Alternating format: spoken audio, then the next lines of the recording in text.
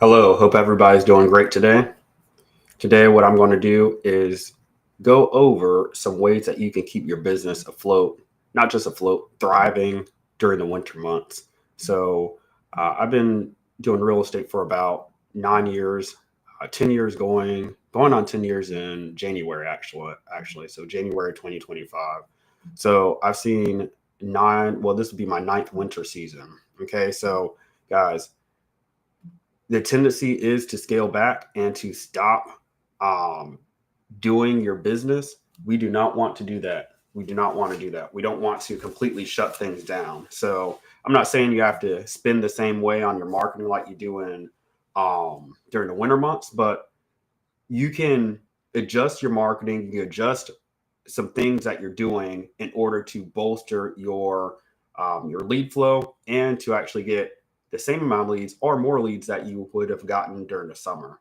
So a great winter strategy and focusing on your marketing in the wintertime is only going to make your business thrive even more during the spring and summertime. So you'll essentially be ahead of your competition, namely through follow-ups. So before I get into it, let me go ahead. Audio is sounding good over here on YouTube, and I want to make sure that my audio is good on my Facebook group and page, and then we'll go ahead and get into it. If you guys have any questions, go ahead and just drop them in the chat. I'll be keeping an eye on my YouTube chat and then also on my Facebook chat. So let me go ahead and just share my screen here, and we'll go ahead and get into it. I have a few notes that I drafted up for you guys. Okay, let me go ahead and post this and we'll get into it.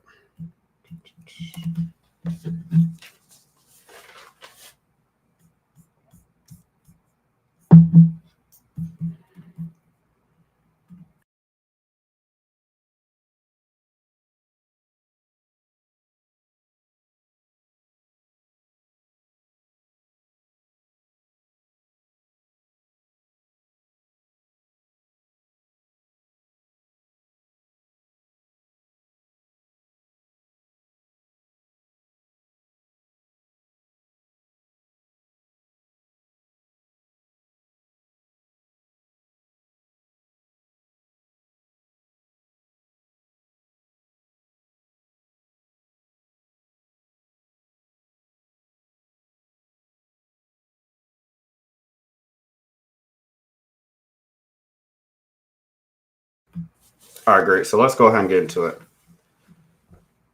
Thanks everybody who's joining live. Also, thank you everybody who is watching the replay. Again, if you have any comments or questions, drop them in the chat. I'll be reviewing the chat from time to time, but I'm probably going to spend most of my time here on my board. So guys, again, the topic for today is how to thrive in your wholesaling business or your investing business in general. Guys, I'm doing a lot of novations. I'm not just wholesaling these days. So you might hear me say wholesaling and investing business interchangeably because I'm not just wholesaling. And a lot of other people are doing the same thing as well. I consider myself an investor, not just like a wholesaler. Okay. So let's talk about the challenges. So challenge one, and some of you guys probably have experienced this, is overcoming this objection. What's the objection? I want to wait until the new year to sell my house. So this is a December objection that we usually get. And I'll tell you guys some creative ways to basically get over this objection and to still get the property under contract. So let's talk about it. I tell the seller, well, we can go ahead and get an agreement in place here, Mr. Seller, to purchase your house in X, Y, and Z date. Let's just say January. If they push back and say, well, it's closer to February or March, I'll say even better. Well, the great thing about it is we can actually take our time to get into the house and get multiple offers from our contractors because we're going to flip this house, Mr. Seller. We're going to either flip it or put a tenant in it. Either way, we're going to have to do some renovations on it. So this will allow me to get multiple offers instead of 3, I may go out and get 5, 6, or 7 contractors that come over here, and then I'll be able to choose the best one because I'm not on a constricted time frame. Also, too, if you want us to come in the house after Christmas, or let's just say you want us to come in the house in the New Year, we could do that. But Mr. Seller, before we do that, we like actually having an agreement on paper with our sellers, or with our I say clients. I don't call my seller. So we either say clients or homeowners. When I'm talking to you guys, I'll say sellers. But we want to have something on paper that says, hey, you do want to sell this house to us. Because when you say that, that's going to give my team the go ahead and start putting towards resources, monetary resources, because it takes money to send these contractors out here and get quotes. Okay. So it'll give us the peace of mind knowing that, hey, you actually do want to sell this house. So the important thing here, team, is to ensure that we're not just taking the seller for what they say initially, and just, if they give us one rebuttal, we just say, okay, well, let's just wait until the new year. You have to push back, right? You miss 100 of the shots you don't take. Okay. So when it comes down to it, I usually try to push and find an angle at least 3 times. If the seller says, hey, I'm not interested in selling, I'm not just going to tell my team, well, just get off the phone. Some people may try to just ask them one other time, well, are you sure you don't want to sell? Or is there a reason why you don't want to sell, or you want to wait? And after that second time they say no, they may quit. I may go off and say something else to the seller, or talk about something else with the seller. Let's just say I might talk about I almost said the weather, but I might talk about how long they've been in the house, or if they have any other rental properties, because I'm trying to find a pain point here. You want to have a reason why you want to get the property under contract. And I'm not saying you're gaslighting the seller or anything like that, but you do want to put in thoughts in the seller's mind that they may not be thinking of initially, right? So in their mind, they may not be even thinking about, well, taxes are due in February, March. They're going to get their tax bill in January. So you may tell them, well, do you really want to wait for the new year? And then you may have to pay for taxes because January might turn to February, February will turn to March, and then you would have to pay your taxes for that year, right? If you wait until February or March to work with us. Do you want to hold on to a property and pay taxes on a property that's really a thorn in your side, and you're not able to generate income off of it because it's in bad condition, or you have a relative in it, they're underpaying? These are the things that I'll mention to the seller. And I tend to not get pushback, or I wouldn't say not get pushback. The seller's opening up to thoughts that they haven't even thought about, right? It's really important, guys. And also, if you have a team, you want to make sure that your team they're doing these things as well. I've seen that a lot of investors have a drop off in productivity in their acquisitions because a lot of times their team they're not at their level. And whenever you're doing acquisitions, it's one thing if you're doing it yourself, but to train somebody else on doing it, you have to understand that some things may be second nature to you and not to them. So some things that you say, like, I'm just saying this really easily right now about the objections and how to handle them. You want to actually write these down and tell these to your team. So the point I'm making here is that we want to be more, I wouldn't even say aggressive. We want to, there's a different set of objections that come about in the wintertime than in, let's just say, spring or summer. Spring or summer, you'll actually get the objection of everybody's calling me. You investors are trying to lowball me, right? I don't hear that as much in December, January, or February because a lot of investors have pulled back. Like this month, a lot of investors have pulled back. And I think it's a little bit ridiculous because we're running a business here and I haven't stopped my marketing. I haven't scaled back my marketing. Some people have, which I understand, but to just completely shut your business down after November or after Thanksgiving, it's a little wild because you may be closing up deals or having deals close in November and December, and you may think that your company's good, when in actuality, you're hurting yourself for January, February, and March. And it's like a cold stop and start. right? I've seen this so many times with investors where they'll have the start and stop process, or not even process, sort of flow in their business where they'll get some properties under contract, they'll do a lot of marketing, and then they'll stop, work those deals, and then everything comes to a dead stop. And then they try to get deals off a follow-up, or they try to start stacking their pipeline again and target some of the same lists they did before. And then they're doing it in January when that's probably the worst time to start your marketing campaigns from scratch. You want to try to live off of some follow-ups in January and February. I know a lot of the deals that I close in January are from deals I contracted in November, using this exact objection right here. So the same people that say, I want to wait until the new year to sell my house, guys, go ahead and contract it.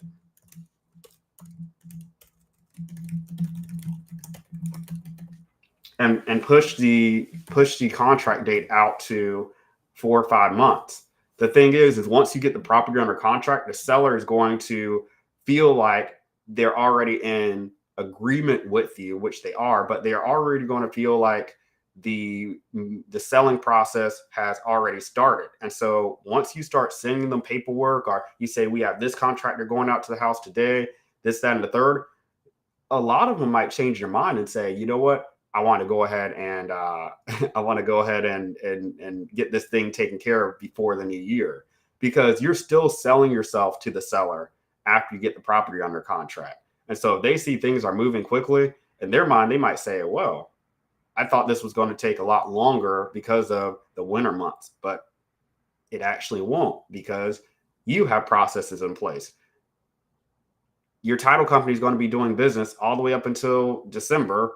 Things might run a little bit slow with the not the title companies, but with the county. But still, you could get deals done, guys, in December. I've closed a lot of deals in December, the week of Christmas or the week before Christmas. So just because you're having these issues where it seems like things are going a little bit slower, don't go with the herd, guys. We're entrepreneurs. You want to do things and push your business as if you and treat your business as if you're an entrepreneur. You want to treat your business like it's a legitimate business. It's not seasonal.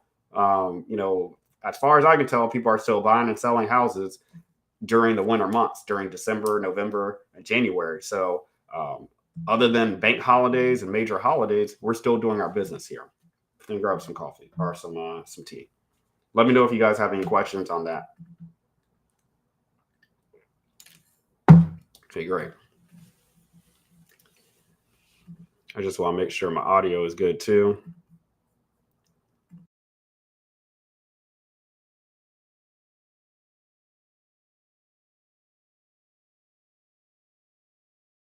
All right, great. Audio sounds good. Let's go ahead and start or get to the next point here. So that's the first challenge, guys, just overcoming the objection. Another issue you may come across is a low lead flow. So let's go ahead and put challenge 1 here, and then I'm going to go ahead and do challenge 2. Overcoming a low lead flow. Okay, so how do we overcome this? So when we think the lead flow is low, guys, it probably has more to do with this first challenge, right? You probably get a lot of people that say, I want to wait until the new year. Totally get that. Totally get that, guys. However, when it comes down to it, we just need to do more marketing and lead generation in order to get a property under contract. So there's some marketing channels that work really well in certain seasons. There's other ones that don't, and there's other ones that are consistent. Right now, we're doing text messaging. So if you guys are following me on Facebook, you probably have seen me talk about text messaging a lot. This is my primary lead generation strategy right now. And it's the lead flow has stayed the same, but I would say converting has been a little bit more difficult just because of this challenge right here. But the great thing is we are hammering follow-up lists, and we're actually messaging more sellers right now in order to get properties under contract to compensate for a lower lead flow or a longer conversion cycle. So let's go ahead and talk about these creative solutions. I'm going to be jumping around here. because I have these in different quadrants. Oops. So when it comes to overcoming the lower lead flow, what we want to do is, one, target more leads, or excuse me, target more sellers. So instead of doing 10K records texting a month, we might want to do 20K. So temporarily, this will increase your cost per deal.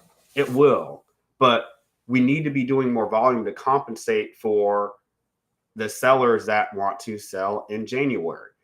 I look at my marketing campaigns on a 30-day cycle. So if I do a campaign this month, I expect to get a contract this month, right? I don't think a marketing campaign is successful if I send off 10,000 messages or I have 2 or 3 cold callers dialing for me and all the leads we generated said they wanted to sell next month. That's not, I don't consider that a success. Because again, we are in a month by month business. I look at my KPIs on I analyze my business and see how profitable it is on a quarterly basis. But, I'm not fooled here. We need to be turning over leads to contracts every single month, because that's going to motivate me to continue spending more money on marketing, right? And not scale back. And it usually indicates that something's wrong with the market or with the VAs that I have on board, or maybe with my list, or skip tracing, not really skip tracing, but probably my list if I'm not generating any leads that convert into a contract that month, especially if I pulled a new list of unique records. So I'm always monitoring my text messaging leads on a monthly basis, really a weekly basis. I make adjustments off of that, but I analyze the whole profitability of one market or my whole company on a quarterly basis, because I know I may get 10 properties under contract in December, and 3 of them may close in January and the rest may close in February and March. So as long as I have contracts that are coming in and the contracts look like they're actually movable and they're not just junk, we didn't just contract stuff for the sake of it, then that makes me feel good about keeping up my marketing and not making any adjustments. Guys, the tendency is to scale back this time of the year. We do not want to do that, because again, you may be closing deals from leads you generated back in the summertime or in November or in October or September, but it's going to bite you in your backside if you do not market now for January, February, and March. Okay, that's how I look at my business. And every time I've taken my foot off the gas this time of year, I've suffered for it later in the next year. Okay. So whatever my competition is doing, I do the opposite. So again, we want to target more sellers. We also want to, let me look at my notes here. Okay, this is a good point here. Expand. This is a great time to expand to other virtual markets. Specifically, southern markets. If you're in the Midwest, one of my best markets is in the Midwest right now in Ohio. However, I know that cash buyers may slow down, or it may take them a longer time to renovate the properties because of acts of God, right? There may be a blizzard or snow just gets in the way. So those same cash buyers that may buy 5 properties from me in a quarter may only buy 2. So I'm really big on having multiple markets that I'm in. So I'm in 3 right now, and I'm in 1 Midwest market, but the other ones are in warmer areas where it doesn't snow throughout the year. 1 in North Carolina and then another one in Texas.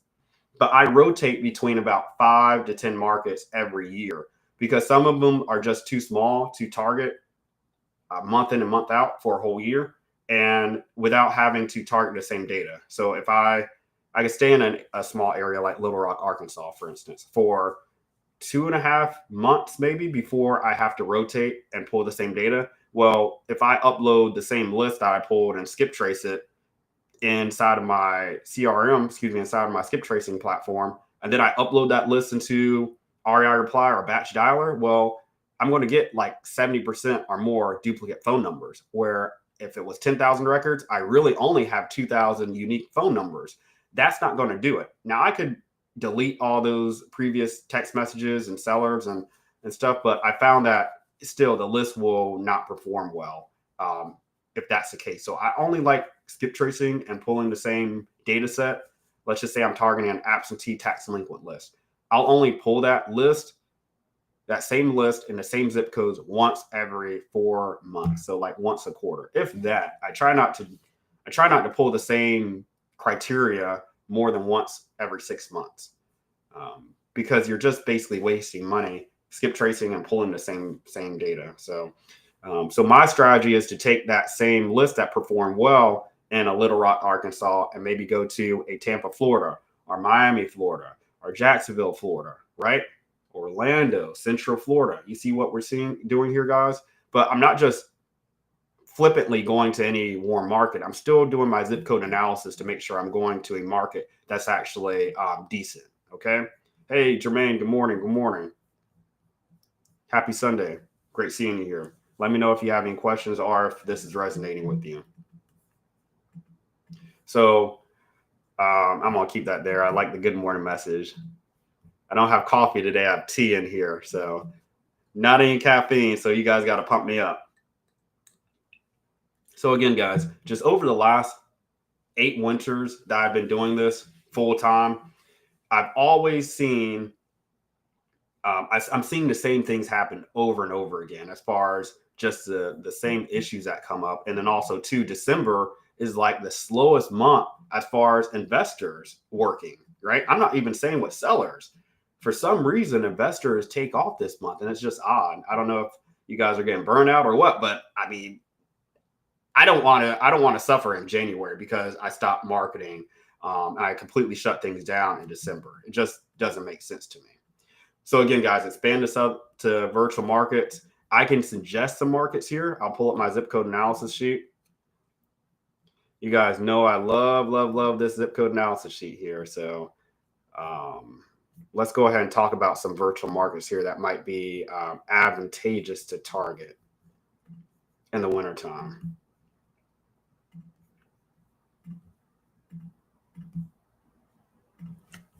Okay, so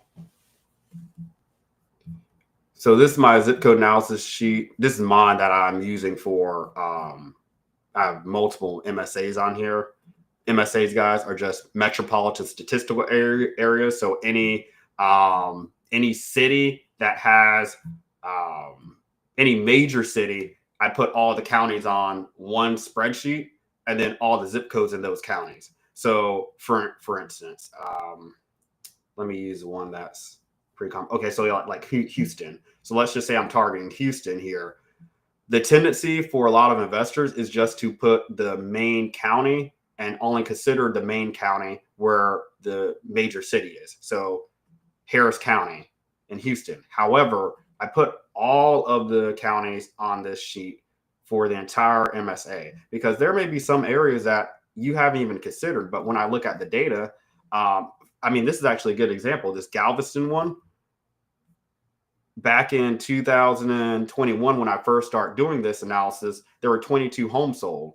And then this July, there were 95 homes sold. So this zip code probably wouldn't even have been on a lot of investors' radars back in 3-4 years ago. So that's why I look at the data, guys. And then also too, this gives you a competitive advantage. So some of the things I'm telling you guys, it's not just one thing that's going to make your campaign pop, or one thing that's going to make your company turn around or thrive.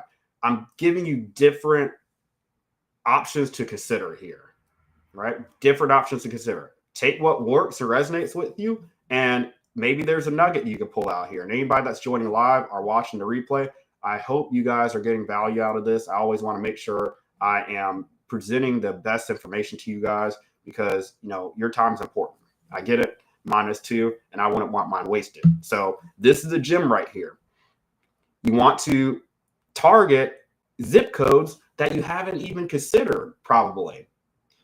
December and the winter months, guys, this is a great time to reflect. And it's a great time since things are a little bit slower, right? You can actually slow things down a little bit and start preparing for your January, February, and March push. So one of the things that I do is I focus on follow-up heavily. But before we get there, let's talk about just the let's just talk about some of the markets here. So I would consider Houston. This is the solid market. I will say this, guys. If you target Houston and anybody in Texas, and I hope you guys don't take this the wrong way, but we have a large Hispanic, Mexican, Spanish-speaking population there. So everything looks great on paper. 328K median sale price, that's awesome because that's well below the national average. So I know this isn't a super affluent market. Yeah, there's some zip codes that may be in like the 500K or $1 million price range, but for the most part, this is a very blue collar, run-of-the-mill market. You're not going to have any crazy McMansion neighborhoods that cover miles and miles. You'll have those neighborhoods, of course, in every market, but in Houston, you have those nice stick-built, turn of the century or post-war 22 World War II homes, right? Built between like 1914, World War I, and 1960.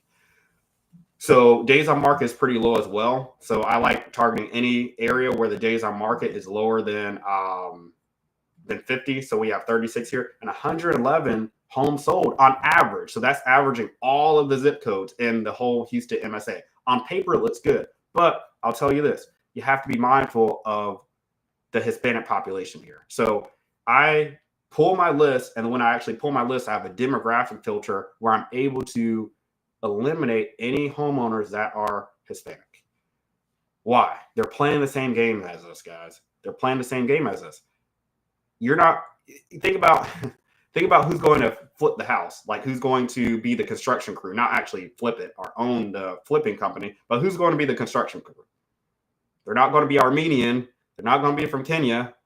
They're not going to be from Egypt.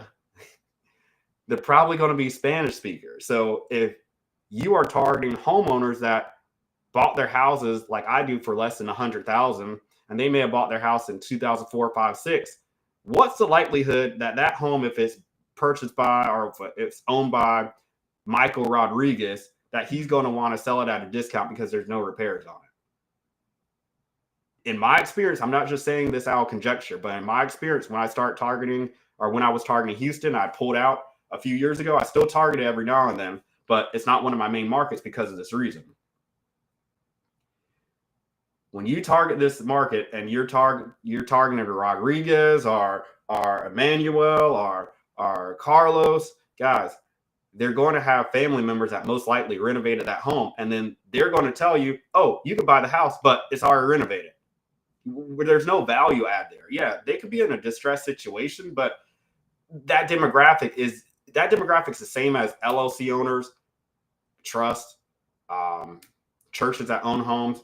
It's the same demographic. So just really want to emphasize that, guys. Super important that you guys realize that when it comes down to it, you want to make sure you're looking at demographic data. If you're in Texas, be very careful of who you're targeting. Okay. If you're able to filter by demographics in your list pulling tool, do that, or else you're going to pull a whole list of people that you think are motivated, but 50-60% of them are going to be Hispanic homeowners. Okay. Tampa, Florida was another market that I like targeting. Okay, so Tampa has seen a super high increase in the median sale prices. So I was targeting this market back in 2018 for the first time. It was one of the 5 or 10 markets I always threw in rotation, but recently it's gotten super affluent, and there's still opportunity there, but the opportunity isn't as what's the word I'm trying to say? The opportunity isn't as high as it was back in 2021 or 2018. And there's a direct correlation, guys, between the median sale prices. So taking all the averages of what homes have sold for in that market for the last month or last year. So in 2021, when I first created the spreadsheet, it was 291,000. Okay, decent. Anything getting close to 400K or 500K, your homeowners are going to be more savvy. And so guess what happened? a lot of the blue collar inventory, meaning the homeowners that the homeowners that bought their house for under 100K, high equity, empty nesters, a lot of that inventory has been turned over, mainly due to hedge fund activity. Okay. So, in this market right here, it went from 291 to 418 this year. So, and again, you saw my notes. I think this was from a consultation call I had. I wouldn't target Tampa. Reason, it's a bit too high as far as median sale price. When you talk about the 80-20, and if you guys aren't familiar with that philosophy, 80% of what you're targeting or 80% of what you put in, or 20% of your effort would yield 80% of your results. So 20% of the markets we're in will generate 80% of our results. So when we look at the 80-20 here, out of the filters, so out of all the filters that you can target are metrics, and some people have like crazy metrics that they're tracking. The ones that I found are the 80-20, and the most important ones to determine whether I'm going to go in the market is the median sale price first, then the home sold, and then the days on market. Usually if the median sale price checks out, like if it's under 300K or 350K, and the home sold checks out, the days on market will take care of itself, right? So if I'm in an area where the median sale prices are around $1 million, let's go to let's see if I have an affluent one on here. No. Blue collar. I may not have a super affluent one. San Antonio might be. But let's just say you're targeting like Boston, Massachusetts. Yeah, Boston. Yeah, you see here. So, Boston is a rare case, but a lot of the areas that are super affluent, the median sale prices are going to be, the home sold. The days on market is going to be a lot higher because it's going to take a lot longer to move $1 million property than it's going to take to move a $400,000 house or $200,000 house. Guys, when you pull your list and when the markets you're targeting, you have to keep in mind the demographic. Guys, there's exceptions to the rules all the time. I totally get it. Because some people may say, well, people in Biden, I bought a home from somebody in Boston and they went through divorce and, they were a hoarder, yada, yada. Guys, yes, yes, that does happen. That does happen. One of my first deals I did was in downtown Charleston. And when my cash buyer flipped the home, it was worth $700K. That same house is probably pushing $900K now. As far as when it appreciated, because that was back in 2016. But for the most part, that whole neighborhood, that was the worst home in the whole neighborhood and probably like a half a square mile radius around it. So there's a direct correlation between the median sale prices in a market, right? So the lower the median sale prices, the more distressed the area is going to be, a la Memphis, okay? The more people you're going to be able to target that fit your demographic. Now, the key is when you're targeting a lot of these areas, guys, you really need to be focused on eliminating any of your war zones. How do I do this? Guys, some of you all will go and just pull everything in a county. Oh, I'm going to target Crittenden, and I don't know if I pronounced that right. Everything in Shelby County, everything in Coahoma County, just the whole market. No, we don't want to do that because look, the median sale price in 72348 was 11,000. What if it's in my budget just to pull 10,000 records and 5,000 of the records came from here? I'll be targeting people where basically they're going to try to be selling me lots, or it's going to be in an area where my cash buyers don't want to be in. So that's where the home sold comes into play. I only like targeting zip codes where the home sold are above 50 because I've noticed you're going to have a decent size of flipping activity and cash buyer activity through landlords and retail buyers buying as his properties are brand new homes. The more zip codes, the more median sale prices, the better. But sometimes it can be a little bit too limiting if you only want to target like zip codes where you have over 100 homes sold. I would only be left with maybe like 10 zip codes here. So you don't want to be too strict with your filters, but you also don't want to target zip codes where there were 1 or 2 homes sold. right? So if you end up putting, 10,000, needing to pull 10,000 records, and you're doing it in all these counties, you may find yourself in a situation where every single person is motivated to sell their house to you. But guess what? You're not going to have any cash buyers for your property. So whenever I do my list pulling, and this goes back into how to make your company thrive in the winter months, this is a great time to start getting a little bit more focused on the markets that we want to target, the zip codes we want to target, being a little bit more smart and not just having a broad stroke and pulling everything in that area, being more strategic about the market that you're targeting. Yep. Shout out to you, Sheila. Hey, great. So great seeing you. So true about Houston. Yes. Tell me about it.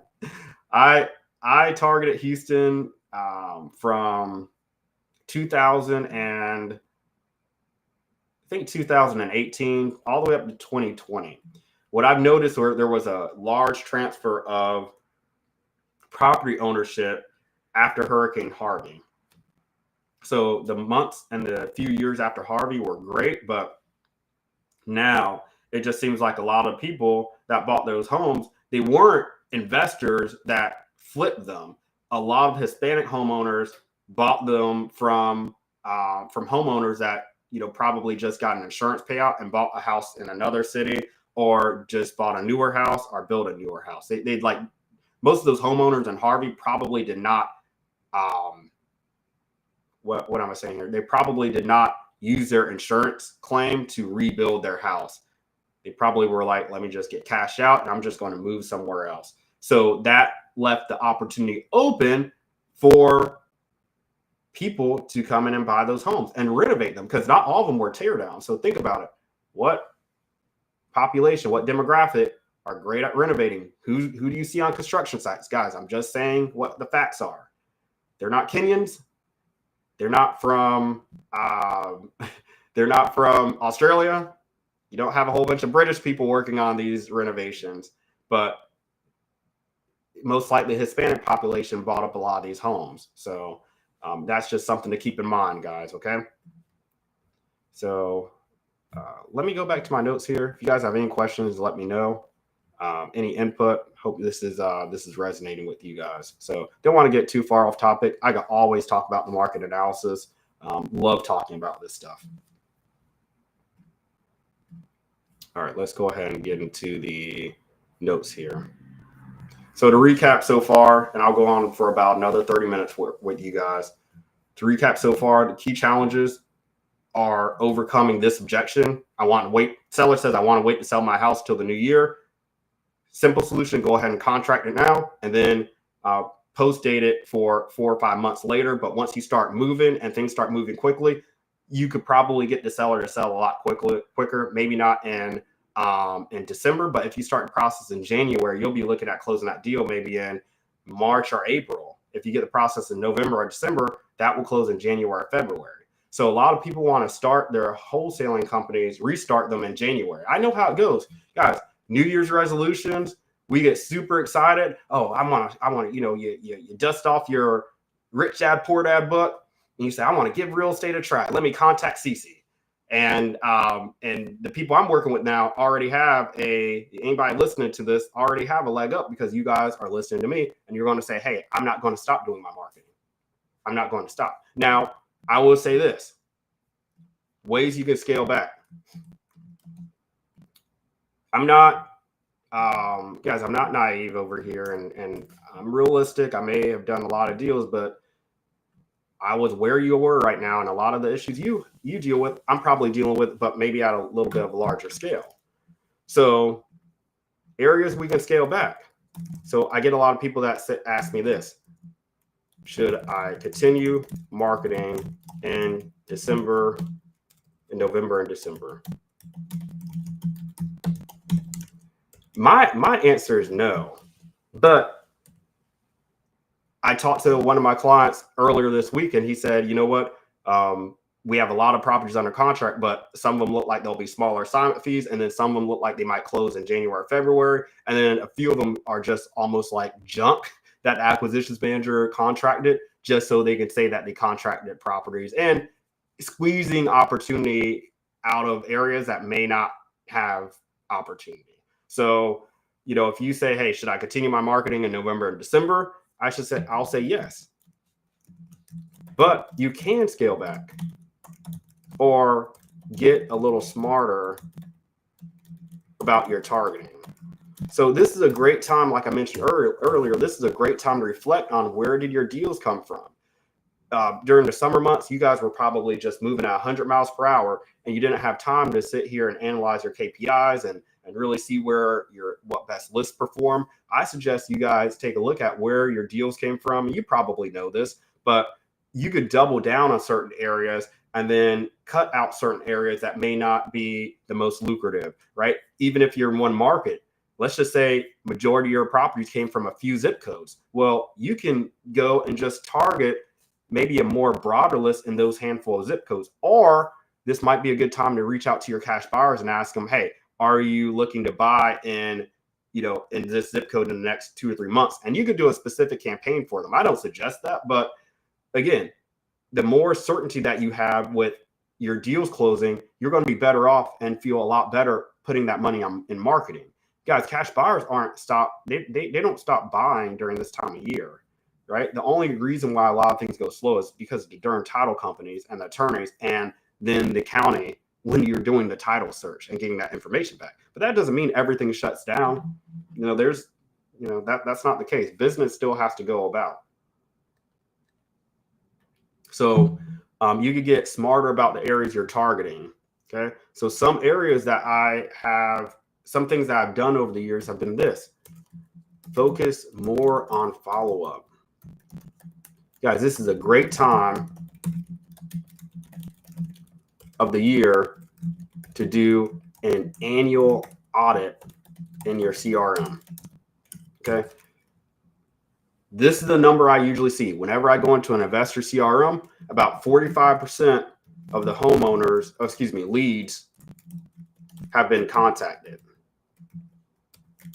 on average. So if you have leads in your CRM, and you're able to tell this, able to filter it and then tell which ones you've contacted and which ones you haven't, I bet you about 45% of them you've only gotten in touch with. That means there's another 55% of people, they're not cold. They're not like people that are just on a prospect list. These are people that your cold callers qualified, or you qualified via text, and you just never got in touch with them. It'll be a great time to be and do a pass on these leads. So this is what I have my VAs do. So morning, afternoon, and dinner time block. Even working on the weekends. So I offer time on my weekends time for my VAs to come in on the weekends to call homeowners. Okay. So they can have a little bit extra cash for the holidays.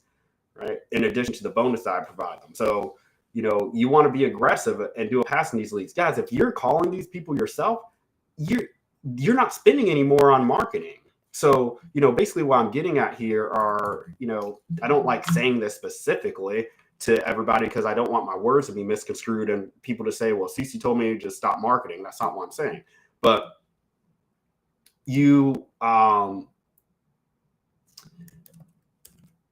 a lot of what I'm saying, a lot of things, of tasks you can do won't cost you additional marketing dollars.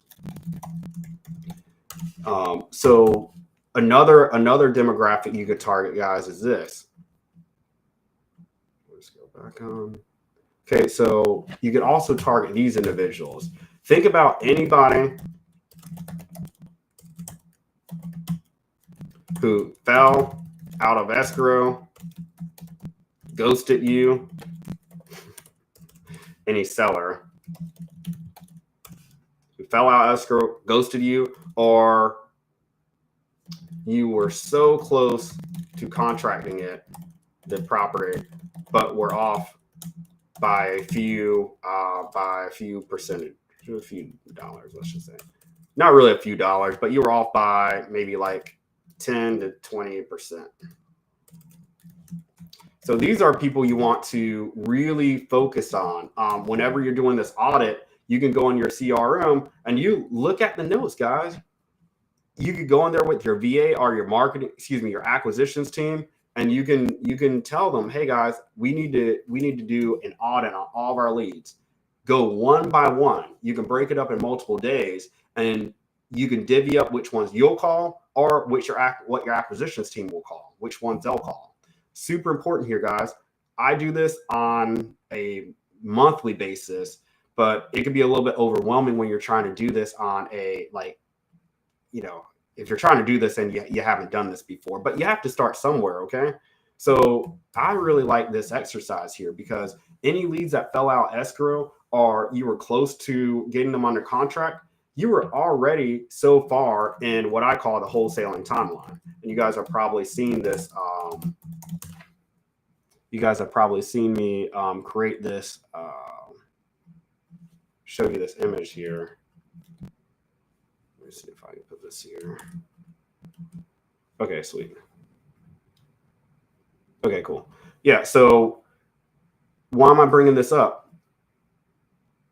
So let's just say you spoke to somebody back in June and you pulled the list, skip traced them, you got them back through texting or cold calling, you vetted the lead, you followed up with them, you got all the way to acquisitions, but you guys were off by maybe like 10 or 20%. Well, if you say, I don't want to do any more marketing or I'm just going to shut my company down, well, there's things that you can do that don't cost money that are worth your time. Now, if the lead came in November, I wouldn't suggest this. It wouldn't make sense. I mean, you could still do a pass, but if they came in June June or maybe May, and you were looking at contracting them, guys, that's a whole season that has changed. So I encourage you all not to get in your head or not look at the notes and say, well, this person, they wanted 200K and my offer was 150. There's no way that they'll want to work with me. You never know, because I bet you, especially if you're doing you're targeting a really motivated list like I am, like tax delinquent, absentee lists and owner occupied lists and all these distress lists, guys, it's going to get to a point where a lot of the people that I touched base with in June and I got all the way here with to acquisitions, there's going to be somebody that's texting them and calling them today or last month or in January. And it's not going to be every lead, but it's going to be about 20 to 30% of the leads that you try to call them in May. And guess what? They would have sold with somebody else because you basically did all the work for that person.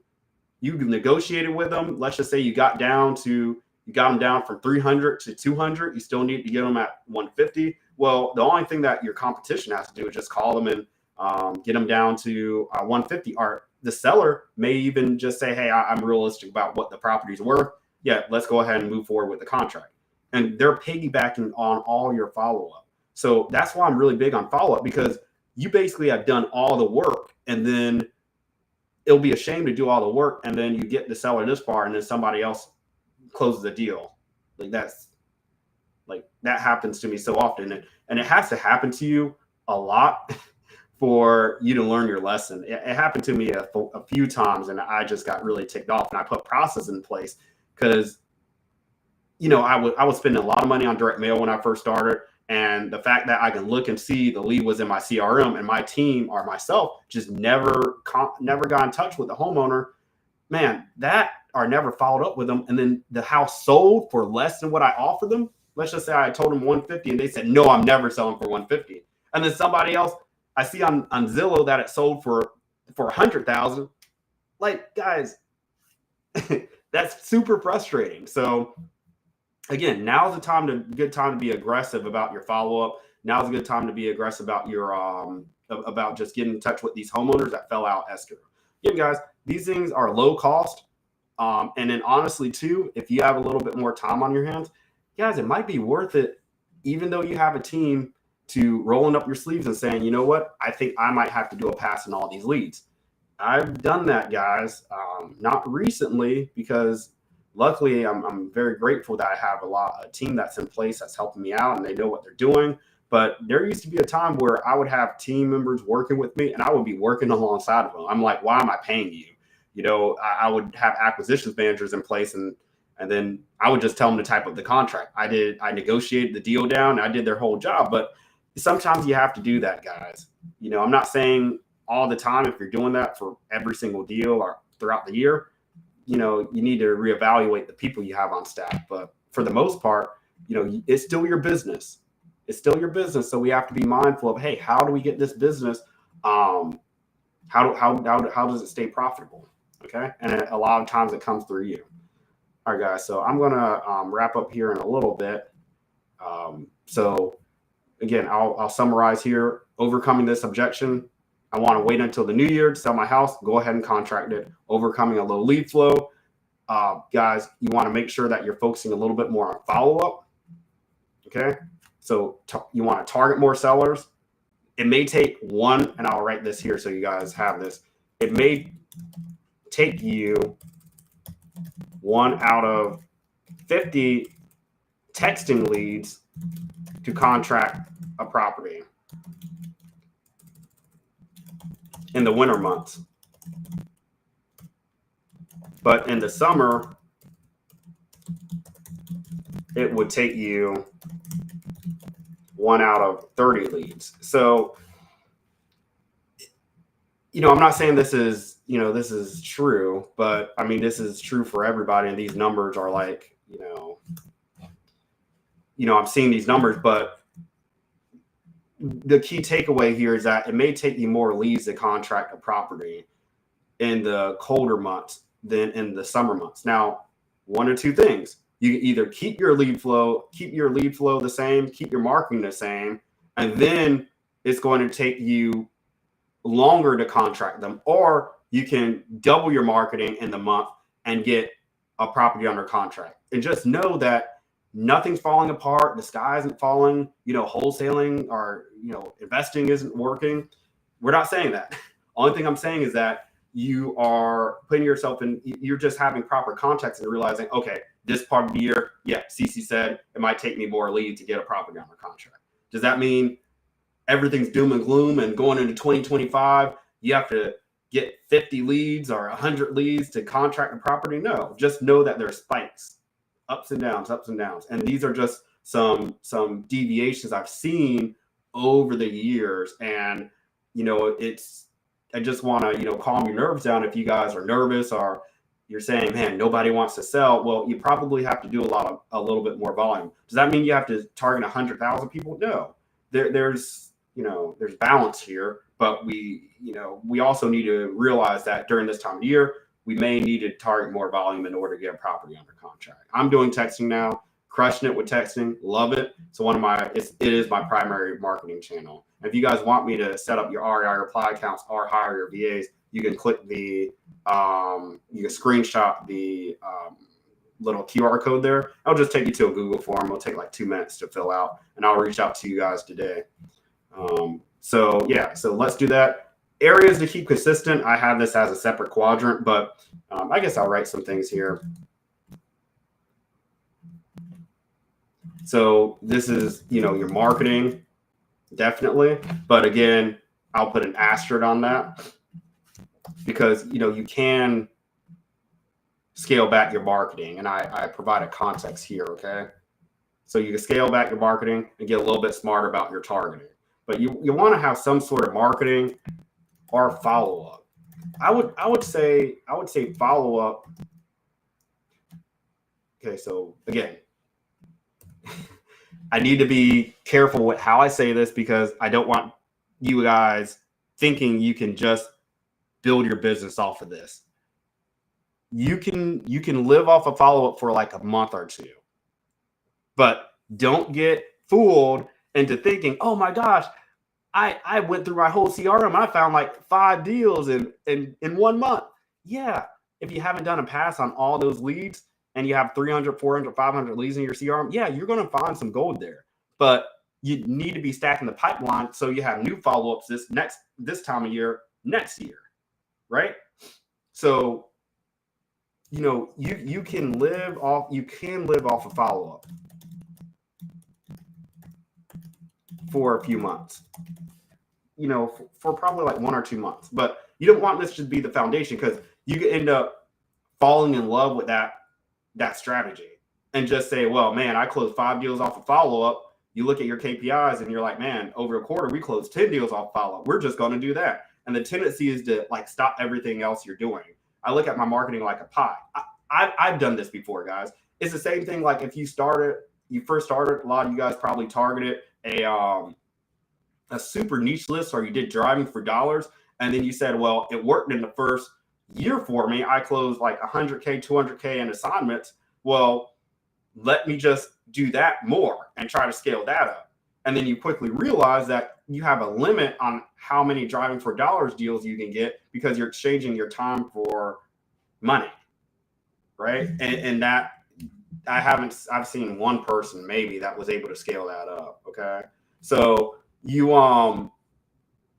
it's important to keep this in mind that you can turn on some of these levers and ratchet up some of these marketing channels and some of these strategies temporarily. It's almost like a nitro boost. I might be dating myself. Back when I played SNES and PlayStation, I would play these games in my childhood, and you'll be able to like press like a certain button and it'll give you a boost. Okay. But that boost will only last you for maybe like 10 or 30 seconds. This is the same thing here. You're able to live a little bit off of previous efforts that you've done, and then but also realize you can't live off of that, right? Does that make sense, guys? Let me know if that's making sense here. Okay. So I need to put like just an asterisk on that, just so you guys realize that when you go look at your KPIs, you say, man, follow-up's the only thing that works, and you get pigeonholed. Guys, I got a client I'm working with right now, and great guy, but he's closed his biggest deals off of pre-foreclosures, right? And foreclosure data. And so guess what? In his mind, he's like, man, I'm only targeting foreclosures. I'm only doing that. Well, guys, he's only able to do maybe like 1 or 2 deals a quarter. They're big deals, but that's very difficult to scale because he's doing door knocking.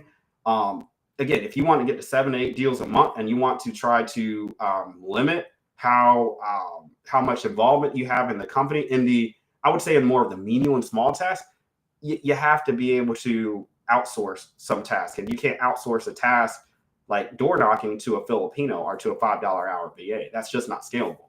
So, you can end up being stuck in some of these marketing channels that work really well, but the limit is 1 or 2 deals a month, right? And so I'm always looking at how can I scale my company, okay? All right, guys. So I'm going to keep that there. If you guys have any questions, I'll hang around for maybe like a few more minutes. I might go in and just start doing some market analysis here, guys, while you guys are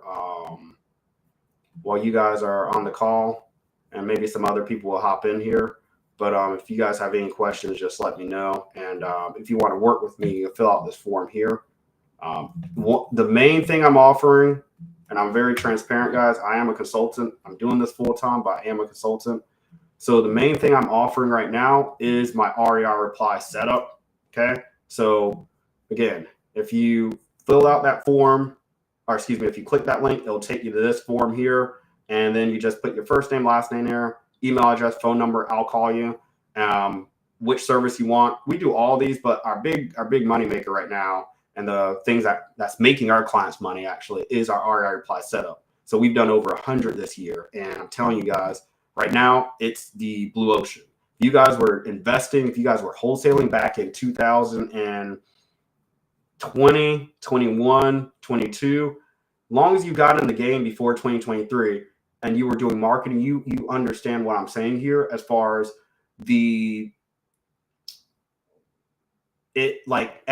things became really saturated for a time. Like during those COVID years, it was very difficult to market because homeowners were getting blown up by people from Fiverr, people from Upwork, virtual assistants, American companies, people that were just doing fly by night, that just wanted to do their business fly by night. And I've been doing this business for a while. And I don't knock anybody that wants to get in this business, guys, at all. But it was very difficult to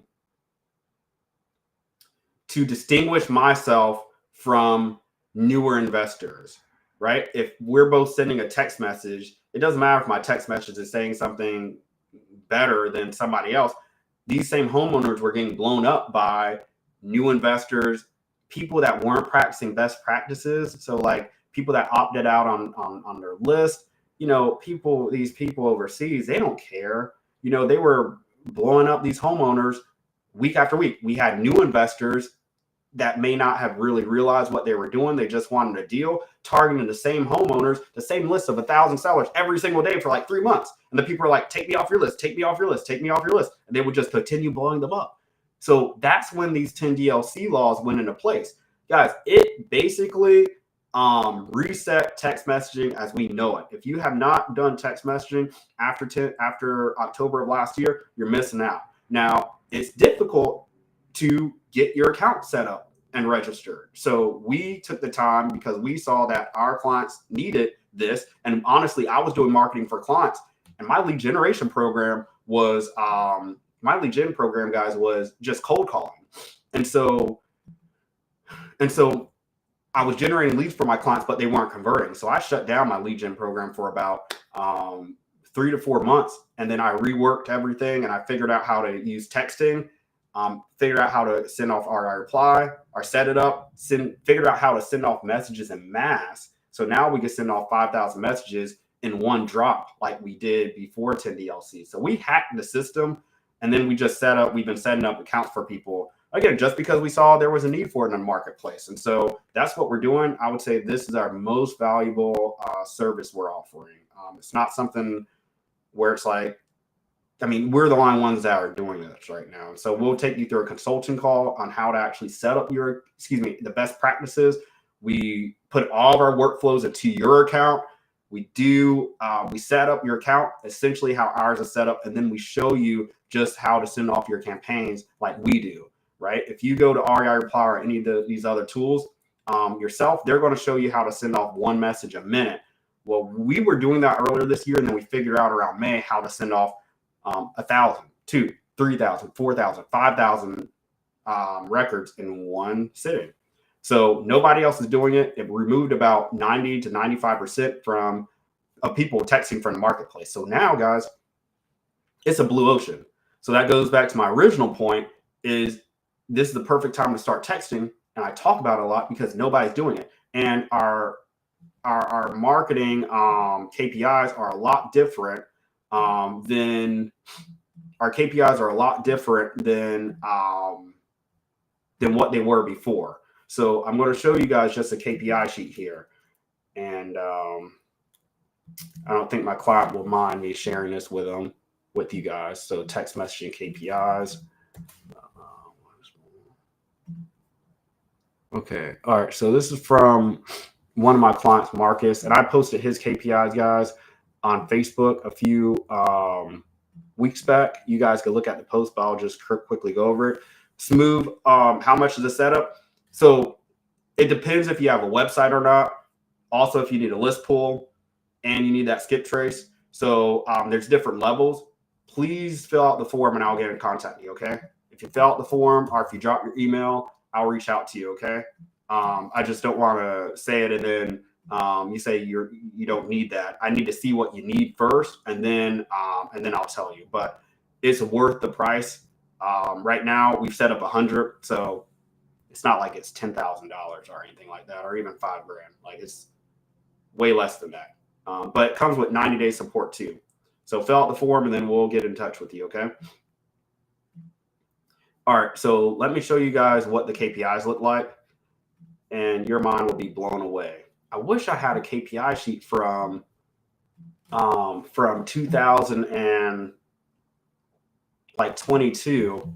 I might have one, but on my laptop, I don't think I have any of that from my previous years. Let me see. Check some KPIs.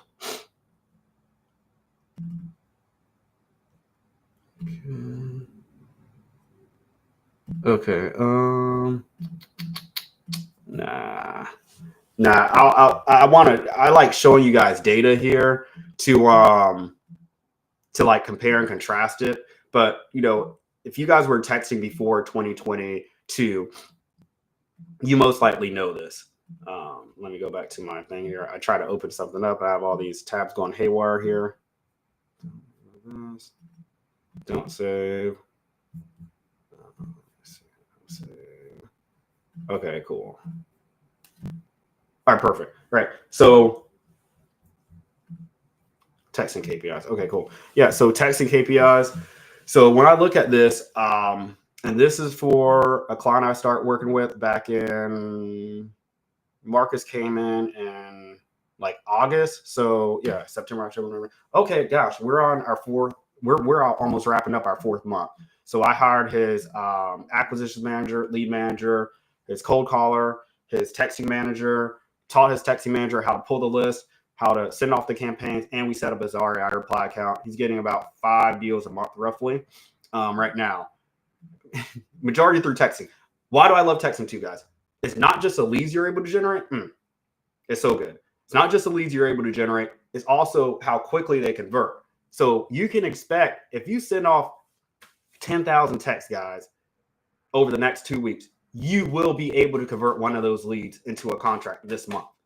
I cannot say the same if you had a full-time cold caller in that seat, if one of those leads will convert. So think about it, guys. We have one texting manager. We're paying $5 an hour. Her name's Nikki. She perfect. Guys, it's so hands off. Like, I don't have to train her or anything. I train her once. She knows what she's doing. It's so hands off. It's crazy. But Nikki's doing her thing. REI Reply is the hack, because all these other texting tools, guys, like Smarter Contact, I'm not seeing the same percentage rates. We're seeing about a 1% lead rate, meaning we generate every 500 messages we send off, on average, we're getting 5 leads. So this is view only right now. I'm going to download this on my desktop, and then I'm going to start manipulating some of the data here.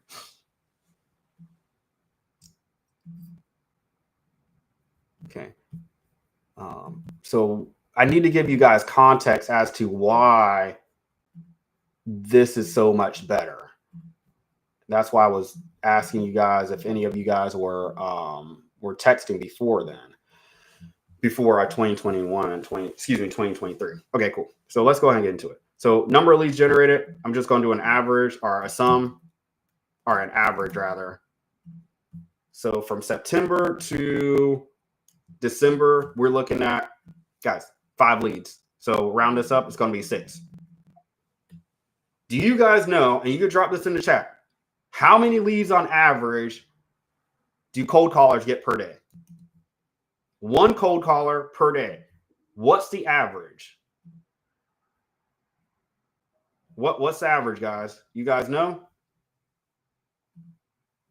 Anybody?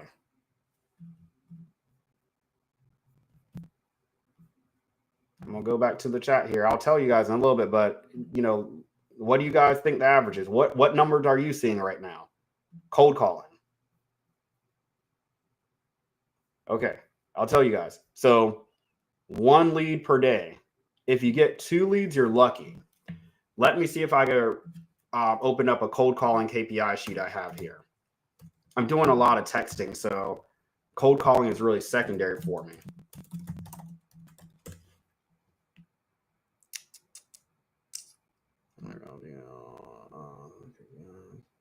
Okay, so cold calling KPIs.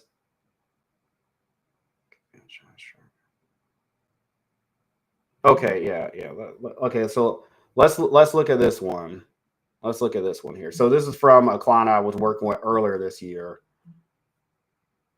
just to give you guys some context. So sales made, that's the leads generated. Look, 1 cold caller, 0, 1, 1, 1, 0, 1, 1, 0, 1, 1, 0, 0, 2, 2, 1, 0, 0, 0, 2, 0, 1, 5, 2, 2, 2, 2, 4. So it's about 1 to 2, guys. I'm going to average this out. Okay, yeah, so the average, yep, so I did the average. Let's see if I can do the average for the whole time frame she was working. Oh, yeah, there's text in here.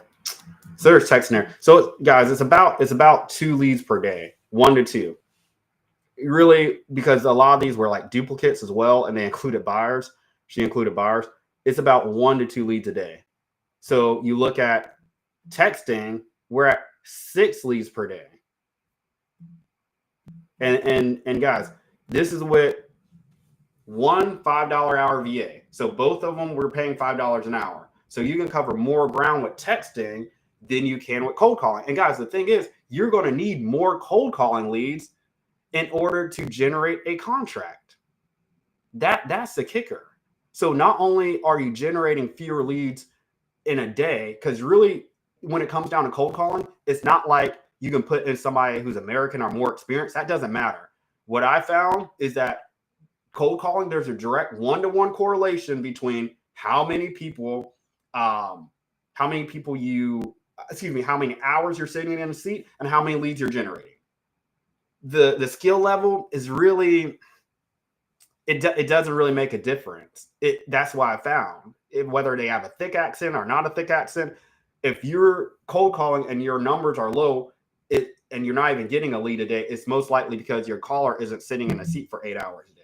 You need 8 hours at a minimum to at least get 1 lead. And guys, these were with like really great lists. These same lists that we were hitting up with cold calling, we were hitting with texting. And I'm telling you, we were hitting them with texting, and the numbers were the same were the same as these numbers I'm seeing with texting.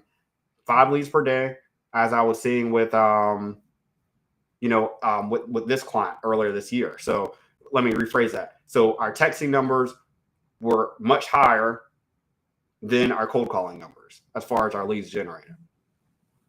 Okay. So in order to do more texting, so let's just say we wanted to get 5 leads a day with texting. Now we can anticipate 1 to 2 leads a day. Let's just say each one would generate like 1.5 leads. I know that's not one exactly 2 leads. So we'll need, let's just say 3 cold callers. I'm being optimistic here. So you will need 3 cold callers dialing 8 hours a day at $5 an hour to get the same lead flow that you would need to pay 1 VA to get 5 leads a day with texting. Okay. So let me break that down here. So, and I'm going to give you guys a number. So 3 times 40. See, I'm sorry. 8 hours out of a day times, or let's just say a 40-hour work week for 1 VA times $5 an hour.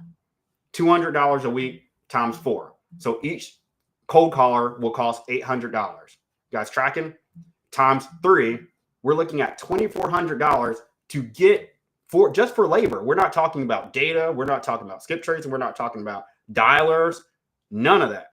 We're just talking about pure manpower.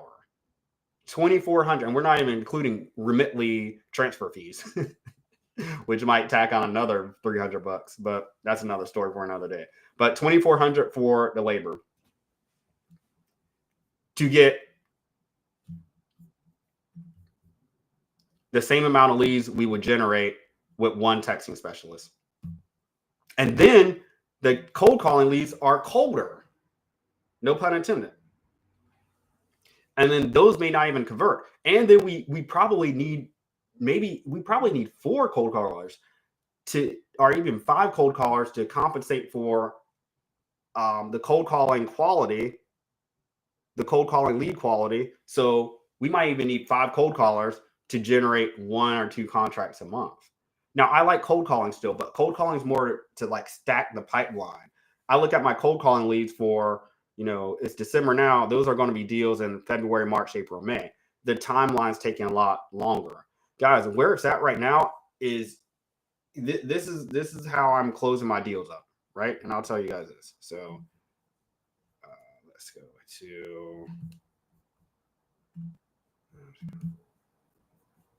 go back here. Okay, cool.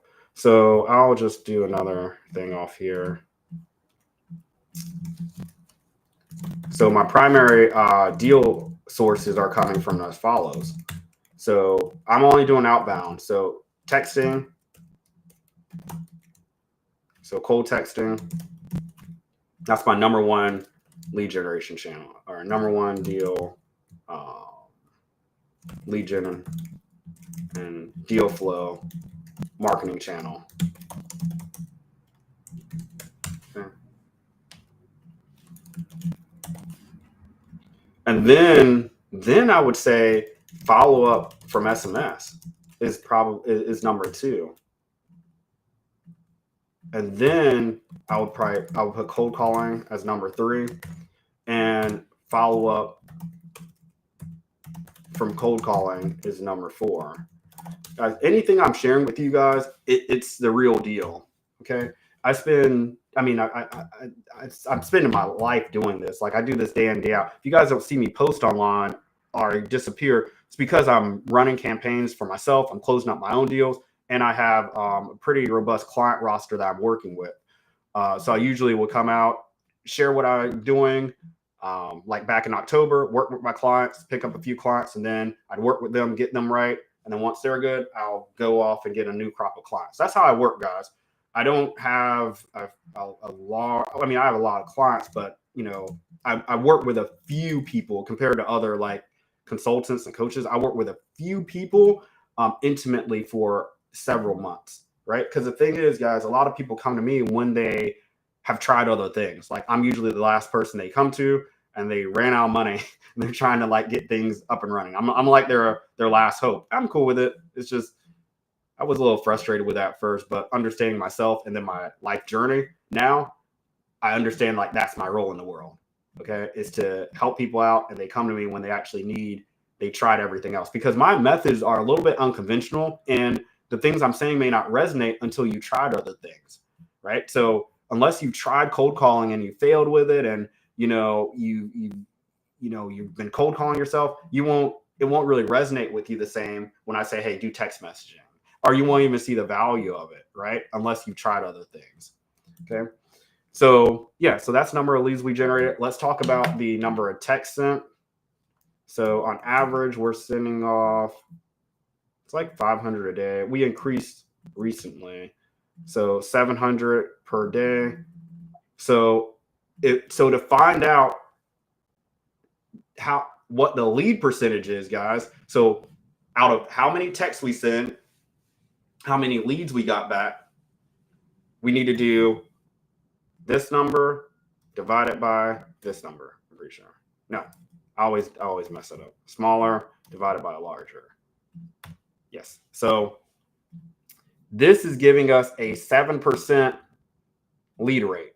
Or, well, we round up was 1%. So it's like 0.8. You see? So 1% lead rate. You guys may say, oh, that's low. Guys, it's the metric I'm talking about. This is a lead rate. With direct mail, we have a 0.1 to 0.5% response rate. Response rate. That's just people that responded back and said, hey, I'm interested. With direct mail, you probably have a 0.001 or 0.02% lead rate. So if you send off 10,000 direct mail pieces,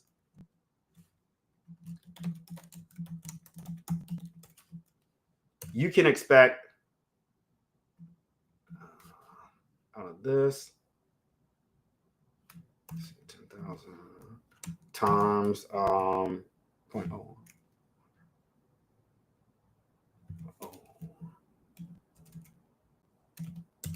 Yeah. So if you send off 10,000 direct mail pieces, you can expect 10 leads. Let me make sure my number's right here, guys. So if it's 0.01, so if it's 0.1, okay, yeah. So it's 0.01. Just making sure mine know. Okay, so you can expect 10. So this is for 0.1% response rate.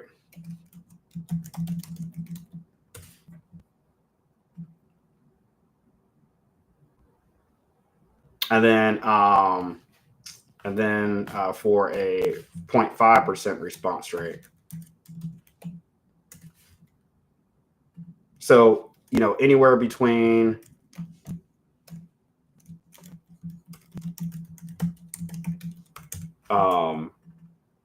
10 to 50. And so with direct mail,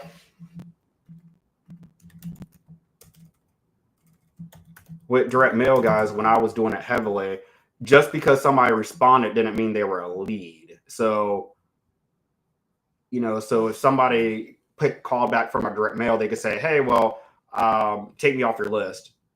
Or they could say, well, why are you calling me? So that's just the response rate. So these aren't even people that said they're interested. So leads, man, I mean, that's why you have to do a lot of direct mail, especially if you're doing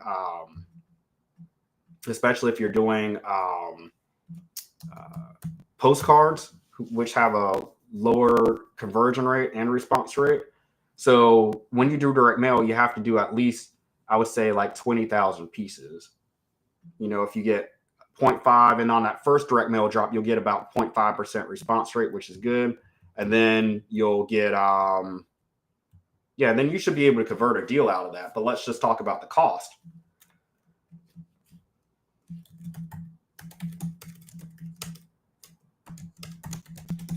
So your cost will be,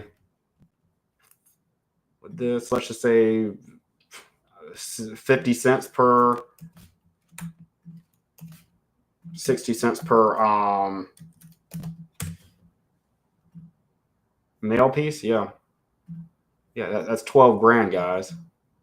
That's I've seen companies spend that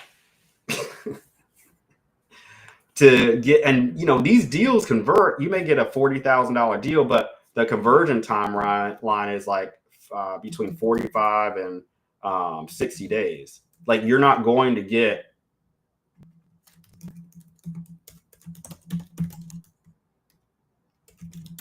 you're not going to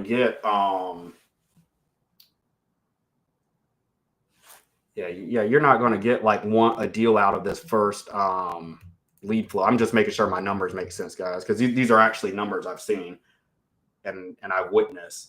So, and I help people manage our direct mail campaigns today. So you're not going to get somebody that calls back and they're like, I'm interested, unless you send off more direct mail pieces. Now, this varies. If your list is really sharp and you're using yellow letters, you could do fewer mail pieces. However, most people don't really know how to pull their list like that or how to optimize their direct mail. So they have to do bulk volume.